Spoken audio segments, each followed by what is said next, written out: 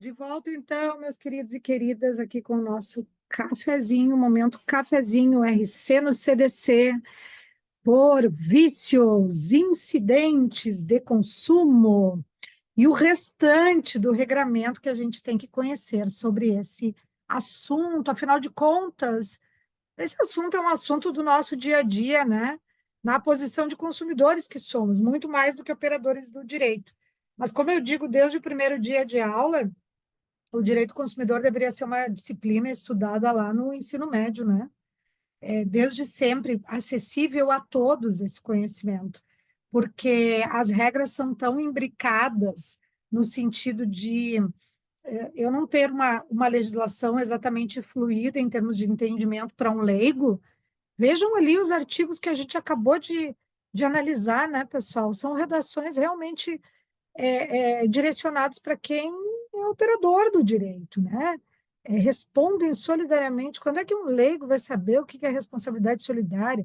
O que significa podendo o consumidor exigir alternativamente? E por aí vai, né? Então, é uma legislação que deveria ter, né, um alcance mais geral para qualquer pessoa, mas não. Ela é detalhada em termos jurídicos, né? Na parte processual, mais ainda quando nós estudarmos lá as categorias dos direitos individuais homogêneos, difusos ou coletivos, não tem como um leigo dominar categorias que são essencialmente jurídicas. Mas somos todos consumidores e o tempo todo estamos diante de dúvidas que são respondidas por essa parte da legislação. Então, vamos seguir aqui para falar de prazos. Isso nós já falamos, né, em relação aos prazos, lá no nosso outro regime de responsabilidade, na responsabilidade por fato. Então, relembrando, quando eu falo nos dois regimes de responsabilidade pelo CDC, responsabilidade por fato do produto ou do serviço a acidentes de consumo atinge direito de personalidade, via de regra, integridade física e psíquica, e vício, que eu falo em incidente de consumo que atinge o bolso do consumidor, em regra, me viola direito material e não integridade física e psíquica. O exemplo que a gente deu ali da jurisprudência, que eu não sei se ficou bem claro para vocês, da filha que viajou com o cartão de crédito em relação ao qual ela não tinha titularidade, né? Ela não era a titular do cartão, ela era dependente da mãe. E aí viajou e tal, conseguiu fazer a viagem normalmente, mas não conseguiu usar o cartão, então é uma falha do serviço. E aí eu disse a vocês que o tribunal considerou ali responsabilidade por vício e não por fato, porque quem entrou com a ação, no caso daquele julgado, foi a mãe, dizendo, olha, isso aqui é um acidente de consumo, quero indenização.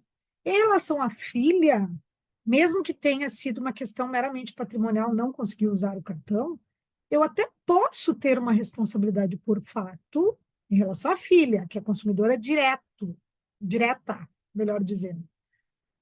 Quando ela comprova que ela ficou frustrada, que ela passou uma intensa vergonha, porque a conta do restaurante não pode ser paga por isso, tá?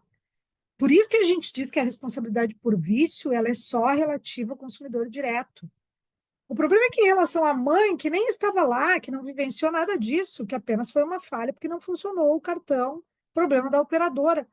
Eu não tenho acidente de consumo, porque eu não tenho em relação à mãe atingida integridade física e psíquica. Eu tenho só vício. É aquilo que o julgado nos refere, que depois eu peço que vocês releiam, né? Está aqui como nossa terceira lâmina, para diferenciar uma coisa e outra. Então, fiquem sempre com isso muito claro, né? Eu tenho responsabilidade por fato, como eu tenho direito de personalidade atingida. Eu tenho por vício, eu tenho direito patrimonial, né? Um direito potestativo que era meu de comprar uma coisa que fosse adequada com o que me foi informado ou com o seu funcionamento e não foi o que aconteceu. Bom, lá na responsabilidade por fato, nós falamos que existe um prazo estipulado pela lei para buscar a reparação. Como eu estou falando de acidente de consumo e de direito de personalidade atingido, um prazo apenas. O prazo de 5 anos para entrar com ação de reparação pelos danos sofridos. Certo, gente? Sempre contando o termo a qual o início da contagem do prazo, do conhecimento da extensão dos danos e da autoria, né? Obviamente, eu tenho que ter isso em mente também. Mas é o prazo de 5 anos. O do Código Civil, quando a responsabilidade é extracontratual, se não fosse relação de consumo, a ação de reparação de danos, né, indenização, seria o prazo aquele de 3 anos do artigo 206, parágrafo 3º, inciso 5º, para fazer a comparação. Então, eu tenho esse prazo lá dos 5 anos para a responsabilidade por fato, para que o consumidor exercite o seu direito, busque o seu pleito indenizatório via reparação. Aqui na responsabilidade por vício, eu tenho outros prazos. Eu diria que eu tenho muitos números na lei, né? E é por isso que eu divido para vocês em 2 momentos. Eu tenho um prazo sanar o vício, que é um prazo direcionado ao fornecedor, que o fornecedor tem que atuar quando o produto, por exemplo, é viciado. E eu tenho um prazo para o consumidor buscar tutela, que é a nossa letra B aqui, quando esse prazo sanar não foi atendido, né? Ou por negativa do fornecedor, não tem problema nenhum, não vou resolver, ou porque passou os 30 dias e ele não resolveu, aí surge esse prazo buscar tutela. Então, o prazo sanar, nós já referimos ainda que brevemente no bloco anterior, ele é de 30 dias. Então, a lei vai dizer lá no artigo 18, parágrafo 1º. Lembrando que eu não coloquei para vocês, mas podem inserir ali, nós vamos encontrar essa diretiva aqui, ó, no artigo 18, parágrafo 1º. Não sendo o vício sanado no prazo de 30 dias, pode o consumidor exigir alternativamente a sua escolha, daí vem as 3 opções ao consumidor. Então, esse prazo de 30 dias, que eu coloco ali na letra A, 30D, é o do artigo 18, parágrafo 1º. 30 dias. O fornecedor fica enrolando, já passou 35, 36, 40, 60, o que for. 31 que seja. Já está fora do prazo. E ele não resolveu o problema. Aí o consumidor já entra na letra B no prazo buscar tutela, né? Ou então, o que acontece muito também, ele resolveu o problema. 15 dias, deu um problema no celular, superaquecimento, celular novo, ele entregou na autorizada, né, da fábrica, imagine que era um celular Samsung, hipoteticamente. Entregou lá na autorizada da Samsung, resolveram o problema em 15 dias e entregaram. Aí passa um tempo e dá o mesmo problema. Eu vou entender que aí não houve resolução, tá, pessoal? A não ser que seja um problema novo. Mas olha só, ele não sanou, em verdade, né? Isso também pode acontecer. E aí ele vai cair naquelas 3 opções e no prazo buscar tutela, tá? O que eu quero referir para vocês é o seguinte: esses 30 dias que tem o fornecedor é um direito potestativo do fornecedor, sanar o prazo em 30 dias. Aí vocês vão me dizer assim, mas que injusto. O consumidor vai lá, paga à vista, ainda compra algo que não funciona e tem que esperar 30 dias. Tem que, mas calma. Quando se trata de produto essencial, eu tenho uma outra regra, e também pode ser que ele tenha que dar um produto substitutivo, né, durante esse prazo. Vamos ver já como é que funciona. Antes, eu quero ver com vocês o seguinte: esse prazo de 30 dias que o fornecedor tem pode ser aumentado, e isso é bom para o fornecedor. Ele tem, ao invés de ter 30 dias, ele tem 60 dias para resolver o problema e o consumidor que espera. Ou pode ser diminuído esse prazo, e isso seria em favor do consumidor, coisa que o fornecedor nunca vai fazer. Lembrando que nós estamos aqui diante de um contrato de adesão, que quem impõe as regras do jogo é o fornecedor. Então, esqueçam, né? Diminuição de prazo não vai ter. A não ser que seja um contrato paritário, exceção da exceção, que em regra é relação de consumo a contrato de adesão. Então, a lei vai dizer que é possível tanto aumentar para um prazo máximo de até 180 dias, o prazo sanar, como diminuir para o prazo mínimo de até 7 dias. Diminuir dificilmente seria ótimo para o consumidor. Aumentar é possível. Então, quer dizer que a lei permite que o fornecedor tenha até 6 meses, porque 180 dias, gente, é 6 meses. Estou fazendo a conta certa? É 6 meses. Ele tem todo esse tempo para resolver o problema. A lei diz que pode, se as partes convencionaram assim, pode ter validade essa regra. É difícil que tenha quando não atender às regras do artigo 54, parágrafo 4º. O artigo 54 trata do contrato de adesão e todas as regras que são típicas da adesividade contratual no CDC. Nós vamos estudar isso na parte da proteção contratual. Olha o que diz o parágrafo 4º. As cláusulas que implicarem limitação de direito do consumidor é uma limitação, né, gente? Porque ele tinha o direito de ter a situação resolvida mais rapidamente e vai ter que esperar mais tempo. Deverão ser redigidas com destaque, permitindo sua imediata e fácil compreensão. Então, valeria o aumento do prazo sanar se isso fosse negritado, sublinhado, com fonte maior, tem que ter destaque. E a jurisprudência, ainda que a lei não diga, tem exigido mais, que tenha anuência do consumidor, com rúbrica, né? Então, quando o contrato é meramente de adesão, não atende a essas diretivas, e ainda o consumidor às vezes nem assina, né? Esse contrato de cartão de crédito, a via chega depois. Você nem assina, você não anui expressamente. Eu posso ter problema, sim, ainda que a lei permita, tá? Para fins de concurso público.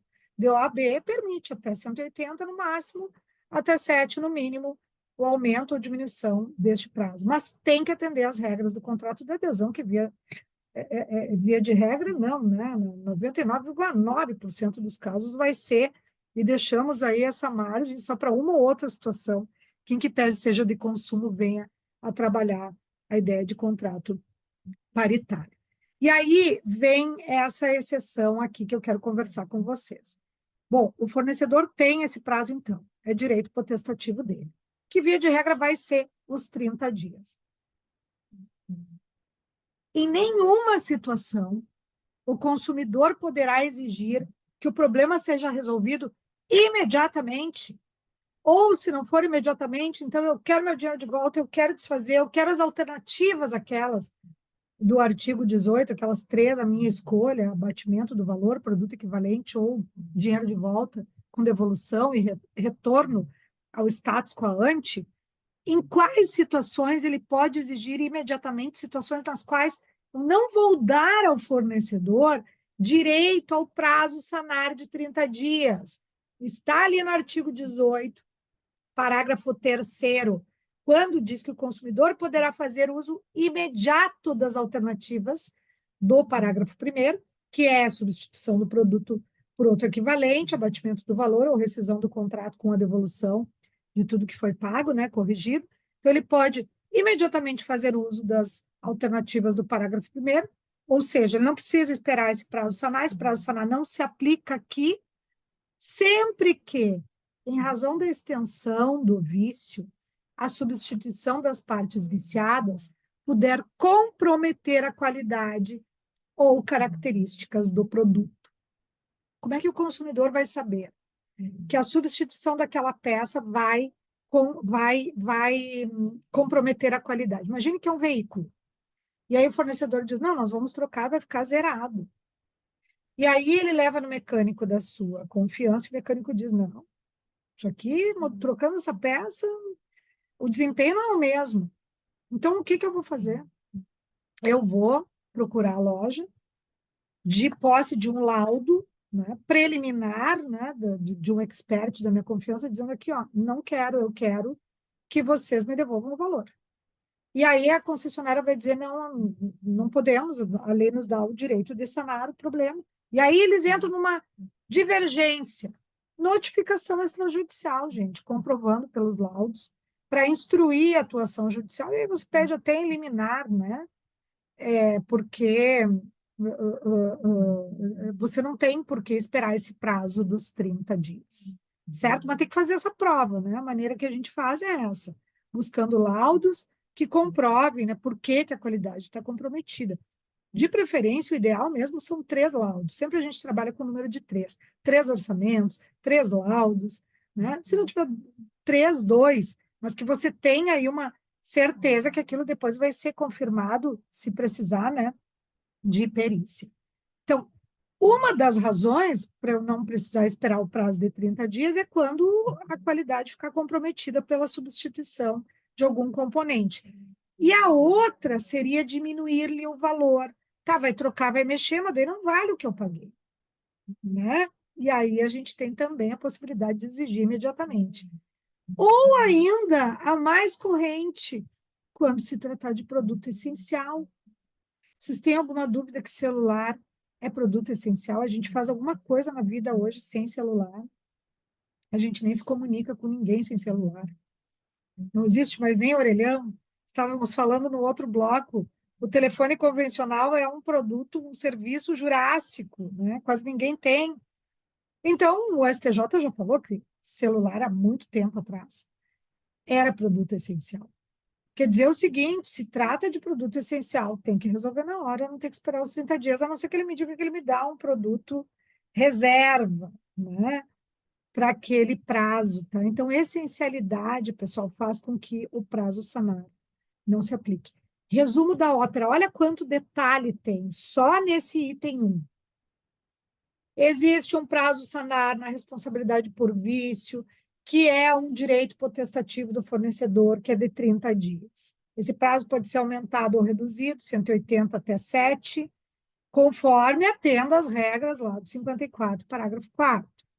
Mas esse prazo não será utilizado, ou seja, o consumidor vai direto para o prazo buscar tutela, sem ter que esperar esses 30 dias, nas 3 hipóteses do parágrafo 3º do artigo 18, quais sejam substituição de partes viciadas que comprometam o funcionamento, que quando o prazo sanar, essa conduta sanar problema vai mudar o valor que esse produto teria, ou quando se tratar de produto essencial.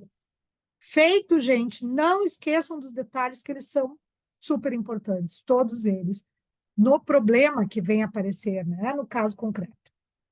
Bom, vamos imaginar que existe o prazo sanar, mas não tenha sido respeitado, ou não existe o prazo sanar, porque é o caso do parágrafo 3º do artigo 18, né, que eu posso exigir imediatamente. Nosso prazo buscar tutela, me refiro à tutela reparatória, né, na responsabilidade civil por vício do produto ou do serviço, é um prazo de decadência, diferente da responsabilidade por fato, aquele prazo lá do artigo 27, é um prazo de prescrição.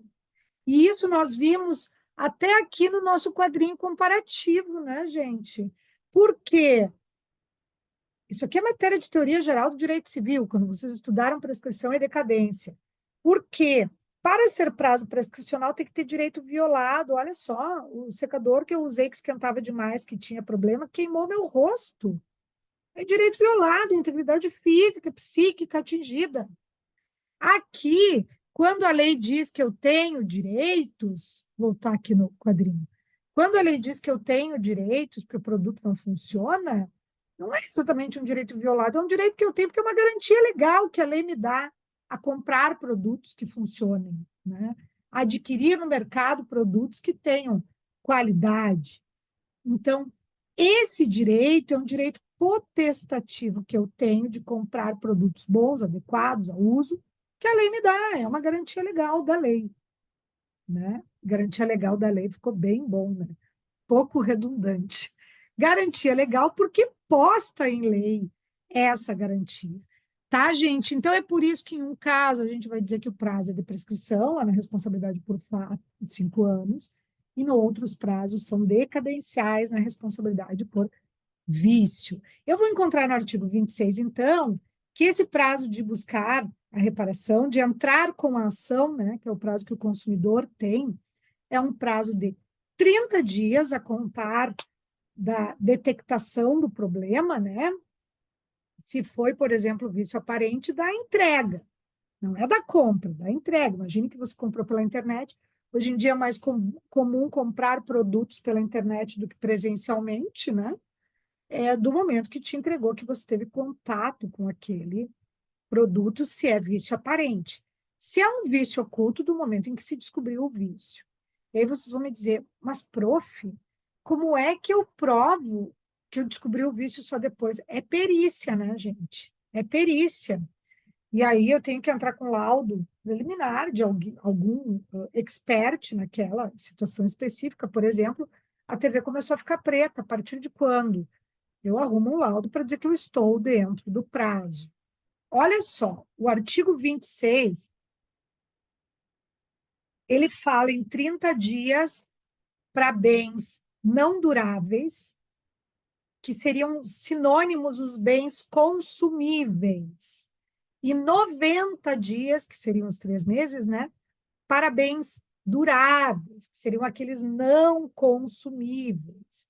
Então, veja que eu tenho 2 prazos para buscar tutela, 2 prazos para entrar com a minha ação de reparação de danos aqui por vício do produto ou do serviço. 30 dias bens não duráveis consumíveis, 90 dias bens duráveis ou não consumíveis. Como é que eu diferencio as duas categorias? Bens não duráveis consumíveis, aqueles que cada vez que eu uso, visivelmente diminui. É esse café. Cada vez que eu dou um gole, não é mais a mesma quantidade, né? Cada vez que eu consumo um gênero alimentício, eu vejo que diminui. Cada vez que eu uso um shampoo de cabelo, eu vejo que diminuiu. Cada vez que eu usei um creme anti-rugas, eu vejo que diminuiu. Cigarros, bebidas, todos são consumíveis. Então, o prazo é 30 dias. A maioria esmagadora dos produtos postos à venda no mercado de consumo são duráveis, são não consumíveis, porque eles não diminuem a cada uso. Será que o meu computador aqui que eu estou usando para gravar essa aula com vocês está diminuindo na sua capacidade depois dessa aula? Claro que não. É óbvio, pessoal, que todo e qualquer produto, por mais durável que ele seja, um dia ele vai deteriorar, um dia ele não serve mais, um dia vai gastar. Eu nunca vou esquecer isso que uma vez um aluno me perguntou na sala de aula quando eu dei essa diferença, né, entre as duas categorias. E o sapato, prof, porque cada dia que eu piso, a sola não é a mesma. Mas tu não tem como mensurar em uma usada do sapato, entende? É claro que a sola vai gastar. Essa cadeira, de tanto eu sentar, o estofado vai ficar velho, não vai ficar mais tão adequada. O veículo fica velho ao longo do tempo, né? Isso é para todos os produtos. Mas essa categorização é para fins de dizer que naquela primeira usada ou em cada usada eu verifico a diminuição. Então, a maioria esmagadora, você vai usar o prazo dos 90 dias para entrar com ação de reparação. Importantíssimo aqui, pessoal, e aí eu já vou, antes de falar de todas essas observações, eu já vou falar da letra C, é o início da contagem do prazo, porque tem que ser do conhecimento do vício. Se o vício é aparente, bom, daí é do momento em que me entregaram o produto. Agora, se o vício é oculto, eu vou contar o prazo, o início da contagem do prazo, no momento da descoberta. Por isso que muitas vezes eu digo a vocês que a gente precisa de perícia para dizer, olha essa TV dessas características, comprada nova, conforme nota fiscal, ainda que fora do prazo de garantia legal e tal, esse problema começou agora. Será que eu estou dentro da garantia legal? O que tem a ver com a contratual? Isso a gente já vai falar. Mas eu tenho que saber quando é que é o início da contagem do prazo. E aí eu vou deixar uma dica de índole prática, que eu acho que é super importante aqui. As pessoas, quando têm problema de direito do consumidor, que querem ingressar com ações reparatórias, assim, para buscar esse prazo, para entrar nessa. Ai, me atrapalhei agora. O prazo buscar tutela, né? Quando as pessoas querem entrar com ação reparatória. Já pensam no juizado especial civil, nos JECs, né? É mais rápido, é mais fácil, não preciso de advogado, é barato.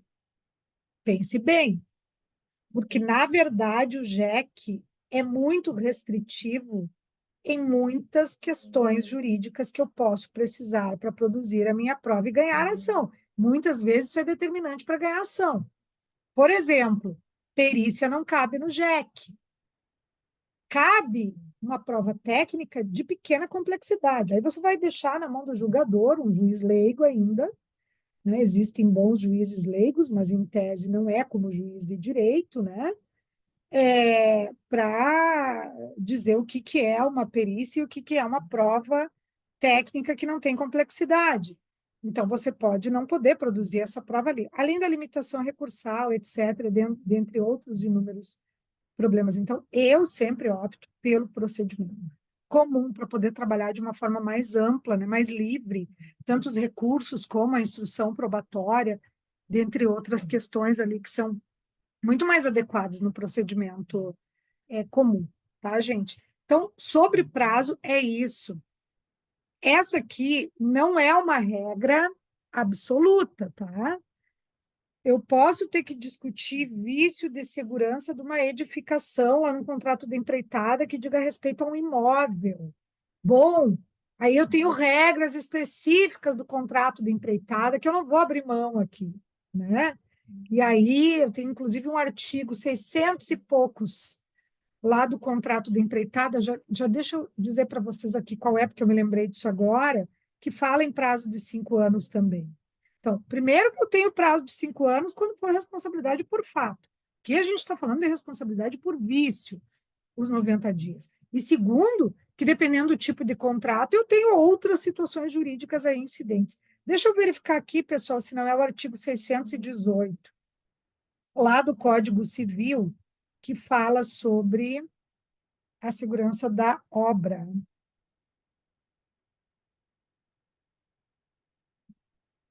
Só um minutinho aqui para a gente conferir.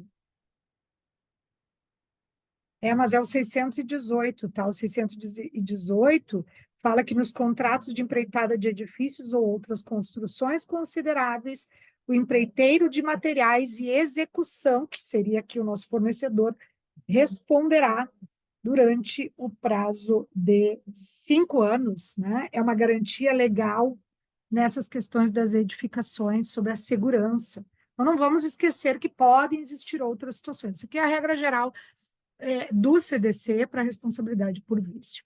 Muito bem. Esse prazo buscar tutela dos 30 ou 90 dias, conforme se trate de bens não duráveis ou bens duráveis, é a chamada garantia legal, né, de adequação do produto e do serviço. Então, é uma garantia que a lei me dá. Por isso que a gente diz que é um direito potestativo, que eu tenho e ninguém tasca, né? Que eu tenho e eu oponho contra esse fornecedor e ele tem que se submeter. Por isso que o prazo é de decadência. Mas existem garantias que são dadas do funcionamento adequado daquele produto pelo fabricante. E aí eu estou falando de garantia contratual, que é um outro tipo de garantia. Como é que fica essa situação?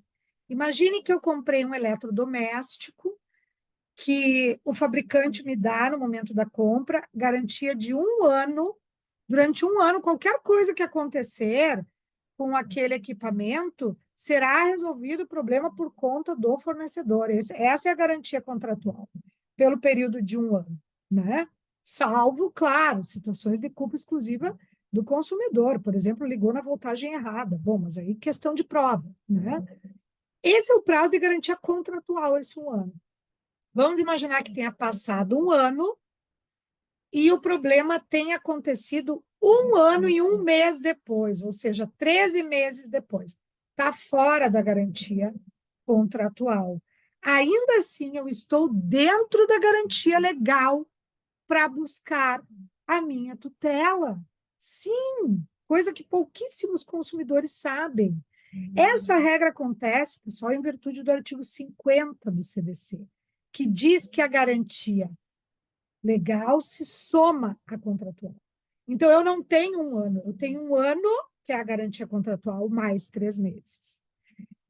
Isso, quando surgiu o CDC, né, que o nosso diploma consumerista surge lá nos anos 90, entrou numa discussão. Tá alto esse ronco, hein? Tá complicado, não sei se estão ouvindo aí. Aqui, para mim, está até me desconcentrando. E o problema é que eu não posso tirar ele daqui, gente, que ele arranha a porta e vai ficar mais barulho ainda. Então, vamos seguir. Essa garantia legal, então, ela se soma à garantia contratual.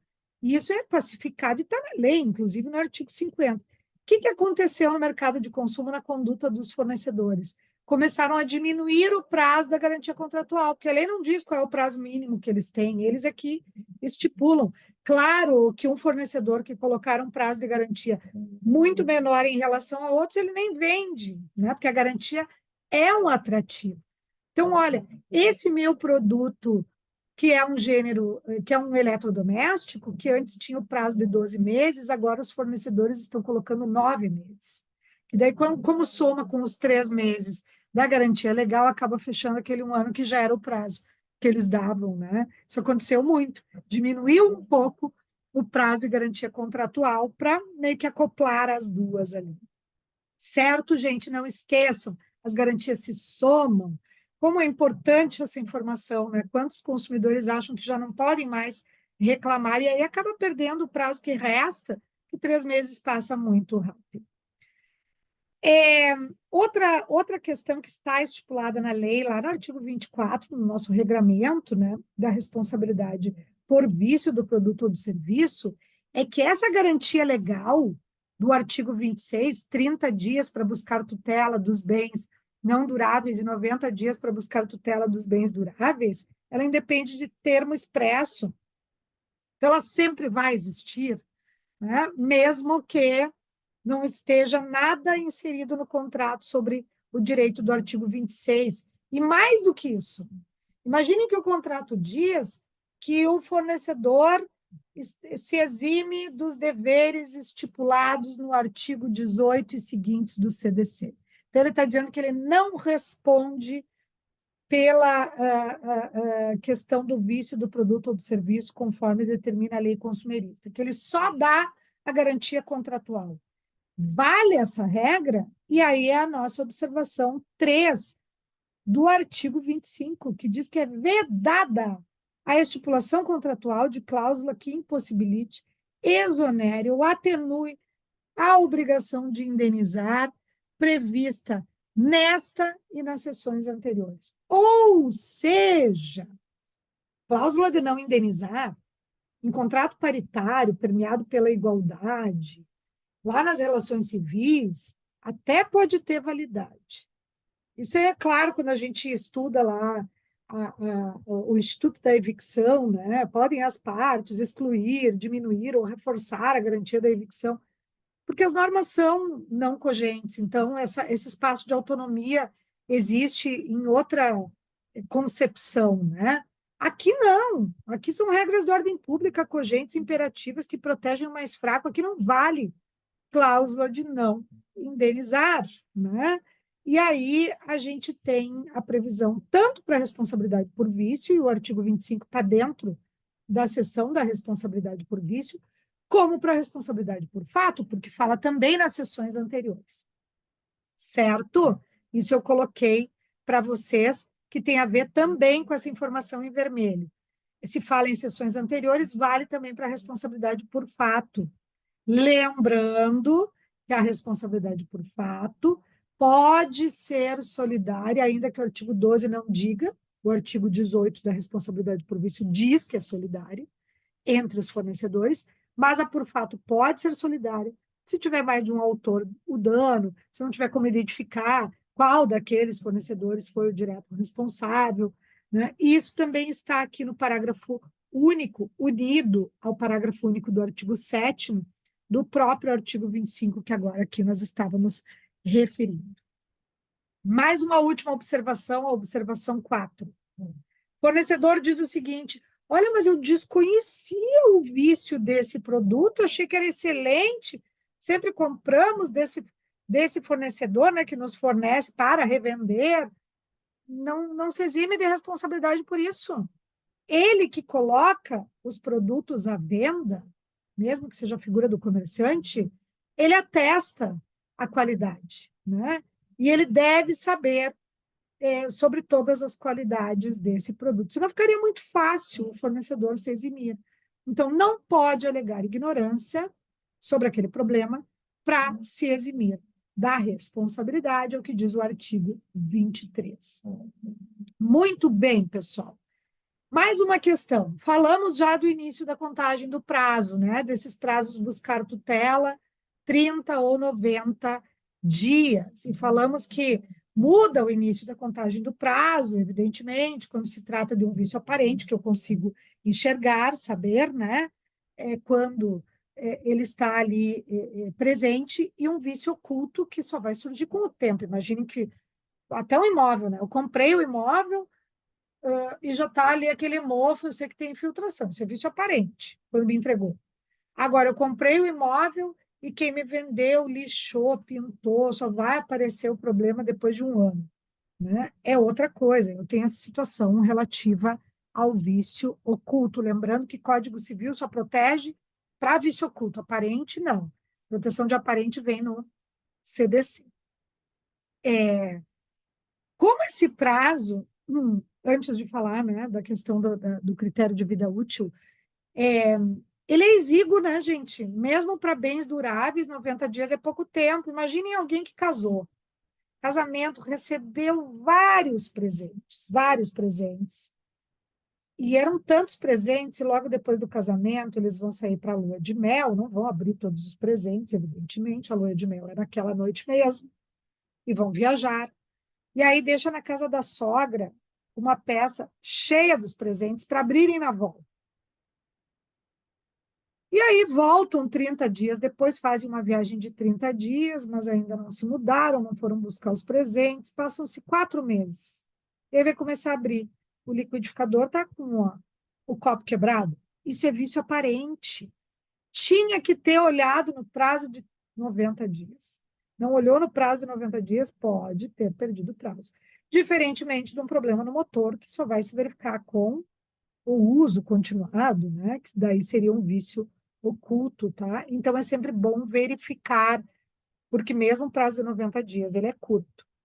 Certo, gente? Ainda sobre esse termo inicial, né? Para contagem do prazo.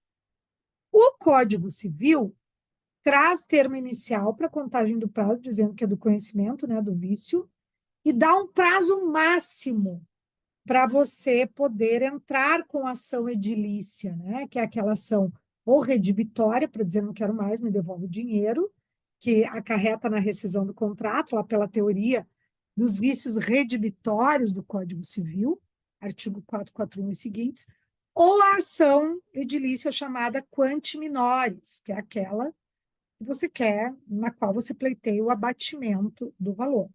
Então, o Código Civil prevê prazos máximos para entrar com a ação, né? Conforme seja bem imóvel, conforme seja bem imóvel. Então, prazo máximo de 1 ano, prazo máximo de 180 dias, né? O CDC não prevê prazo máximo, pessoal. E como o CDC diz que no vício oculto eu vou contar esse prazo dos 90 dias quando eu descobrir o problema, como é que fica se eu comprei uma TV? É uma ótima TV. Mas o problema de começar a ficar preta a tela começou 10 anos depois que eu comprei. E aí eu ainda posso discutir, porque se o prazo dos 90 dias conta do descobrimento, eu consigo um laudo, 2 laudos, 3 laudos de técnicos diferentes no assunto que me dizem, olha, esse problema começou no máximo 1 mês, senão ela já tinha pagado. E é um problema de fabricação, que outras TVs não têm. E aí eu ainda estou no prazo 10 anos depois para discutir, porque se fosse no Código Civil, eu saberia que não, porque tem prazo máximo para eu entrar com a ação e descobrir esse vício. Se não, bom, aí as coisas estragam, paciência. Aqui não tem. E aí o STJ já determinou que o critério é o critério da vida útil daquele produto, né? É o tempo de vida útil que, em média, se espera dessa TV. Mas olha só, a teoria foi evoluindo, não é o que eu espero, é o que ela dura realmente. Vocês já ouviram falar? Quem já não ouviu falar? Máquina de lavar super velha, que tem 20, 30 anos. Ah, mas essa é que é boa. Né? A história do panela velha é que faz comida boa. Né? que a gente tem produtos hoje que não duram tanto tempo quanto aqueles mais antigos duravam, né? Que eram muito mais resistentes, porque a sociedade de consumo ela já prevê a necessidade da troca, que você compre outro, né? Não vale nem a pena arrumar, porque é muito mais caro arrumar do que você comprar outro. Isso é típico de sociedade de consumo. Como é que fica? Então, nós trabalhamos com essa ideia de teoria da vida útil, né? Daquele produto específico. E aí vocês vão me perguntar, mas qual é o critério, professora? Quanto tempo? Dentro do processo que estiver discutindo isso, né? Qual é o tempo? Está no prazo, não está no prazo, já passou do prazo, porque está fora do tempo de vida útil desse produto, então já se esperava que ele estragasse mesmo, é o tribunal que vai considerar. Muitas vezes precisa até de perícia, e um avaliador que venha dizer quanto, em média, aquele produto com aquelas características dura.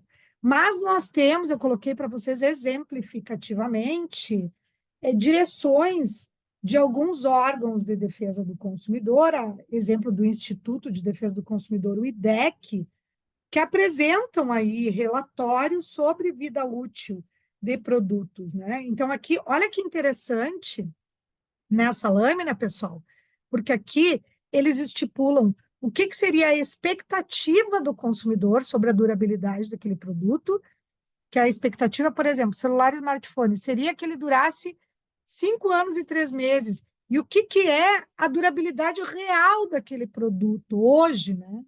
O produto que hoje se coloca no mercado. É praticamente a metade, né? 43% menor a durabilidade do que o consumidor esperaria. Então, a gente leva em consideração a vida útil real, né? Em tese, daquele produto ou serviço, para ter essas garantias, né? Porque senão entra naquela ideia de que sim, produtos estragam, produtos defasam, são prejudicados na sua funcionalidade, eu não vou atribuir, se estiver fora desse critério de vida útil, ao fornecedor essa responsabilidade. Beleza? Por último, prazos, né? RC por vício do produto ou do serviço, ainda falando sobre prazos, lembrando a vocês que, em se tratando de prazo decadencial, eu posso ter essa paralisação do prazo, que não é comum num prazo prescricional, salvo causas interruptivas, né, suspensivas específicas lá do Código Civil mesmo, artigo 197, 198, 199, né? Do Código Civil, impedimento, que é aquele prazo que nem inicia a contagem, que tem a ver com outras situações jurídicas aí, né? A questão da capacidade, por exemplo, alguém que é absolutamente incapaz, né? O prazo vai começar depois. Mas aqui a gente tem, como sendo prazo decadencial, eu tenho causas obstativas, né, do prazo, que é esse prazo, vamos imaginar que seja um bem durável, que é a maioria esmagadora. Exemplo, o meu computador que está com problema de superaquecimento, eu vou bater na madeira aqui, computador novo não pode dar problema, não, e ele é ótimo, mas a ideia é que sempre que eu reclamo junto ao meu fornecedor, dizendo, olha, tive um problema, está com superaquecimento, essa minha reclamação faz com que o prazo pare. Então, é algo que ocorre em meu favor. Eu já identifiquei o problema, eu já reclamei. Se volta 3 vezes com o mesmo problema, bom, eu estou dentro do prazo, não importa que ele tenha ficado me enrolando 1 ano, eu estou dentro do prazo, né? E é o que está presente ali no 26, parágrafo 2º, obsta a decadência, a reclamação comprovadamente formulada pelo consumidor perante fornecedor de produtos e serviços, até a resposta negativa correspondente, que deve ser transmitida de forma inequívoca. Então, me disse não, ou voltou com o mesmo problema, eu já tenho que me agilizar aí para buscar os meus direitos. Também o inciso 3 traz uma outra causa obstativa, que é a instauração de inquérito civil até o seu encerramento. Aí vocês vão me perguntar que inquérito é esse? É porque muitas situações envolvem crimes de consumo também, né, pessoal? Então, esse ato faz com que esteja ali o prazo paralisado também em prol do consumidor. Lembrando das opções ao consumidor, que a gente já falou antes, né, mas que eu coloco aqui só por uma questão didática para fechar com esse item, que sempre ele terá essas opções. Sempre, em qualquer situação de vício do produto ou do serviço, né? Substituição por equivalente, abatimento ou rescisão do contrato, devolve o valor, mais perdas e danos. Mas, se for vício de quantidade, ele ainda vai ter outra opção, que é a complementação, né, do que falta na quantidade, e se for vício do serviço, ele ainda teria outra alternativa, que é a reexecução de serviços, indicando um terceiro para tanto. Muito bem, concluída aqui nossa matéria da responsabilidade civil por vício do produto ou do serviço da aula de hoje. Utilizamos, conforme o cronograma de conteúdos já previsto no plano de ensino, 2 aulas para tanto. Eu vou dar uma olhadinha no plano de ensino, pessoal, inclusive para ver se tem alguma coisa para adaptar, porque sempre a gente pode vir a ter alguma coisa, né? Para adaptar, e aí já deixo acertadinho ali para vocês, né? Em virtude do andamento do semestre, isso eu aviso no primeiro dia de aula, o que tem ali no cronograma de conteúdos é uma prévia, mas a gente sempre pode alterar e ir avisando vocês por aqui. Vou renovar o prazo para a postagem do trabalho, tendo em vista aí momentos próprios, né? Que vivemos e a necessidade desse prazo postergado.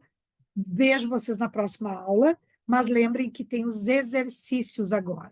Quem assistiu a aula passada e essa aula agora vai para os exercícios. Tanto as questões objetivas como outras dissertativas que eu vou postando aí ao longo do nosso período para vocês. Quero ver se posto ainda hoje mesmo, mas as objetivas já estão aqui, ó, no segmento do nosso material, tá?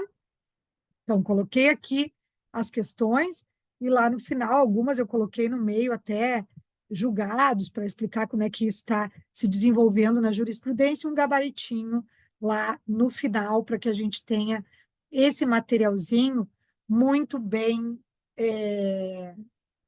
elaborado para vocês, tá bem? Muito obrigada pela parceria e até a próxima aula.